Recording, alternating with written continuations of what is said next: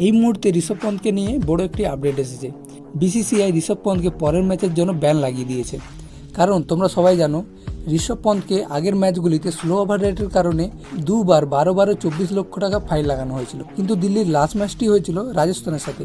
এই ম্যাচেও তৃতীয়বার স্লো ওভার রেটের কারণে ঋষভ পন্থের উপর আবারও 30 লক্ষ টাকা ফাইন এবং একটি ম্যাচের জন্য ব্যান লাগানো হয়েছে। সে পরের ম্যাচগুলি খেলতে পারবে না। তোমরা সবাই জানো দিল্লির পরের ম্যাচটি রয়েছে আরসিবির সাথে। এই ম্যাচটি দিল্লির জন্য ডু অর ডাই ম্যাচ। কারণ এই ম্যাচটিতে দিল্লি যদি একবার হেরে যায় তাহলে টোটাল প্লে অফ থেকে বাইরে বেরিয়ে যাবে। আর এটা দিল্লির জন্য যেটা খুবই ইম্পর্ট্যান্ট। আর এই ইম্পর্ট্যান্ট ম্যাচটাই ঋষভ পন্থ খেলতে পারবে না। ঋষভ পন্থ ছাড়াও এই ম্যাচে যেসব প্লেয়াররা খেলেছিল দিল্লির হয়ে সমস্ত প্লেয়ারদের উপর 12 লক্ষ টাকা করে ফাইন লাগানো হয়েছে। ঋষভ পন্থ দিল্লিকে এখন পর্যন্ত 12টি ম্যাচ খেলে 6টি ম্যাচ জিতিয়েছে এবং পয়েন্ট টেবিলে 5 নম্বরে নিয়ে এসেছে। আর এই ইম্পর্ট্যান্ট ম্যাচে দিল্লির হয়ে ঋষভ পন্থ খেলতে পারবে না।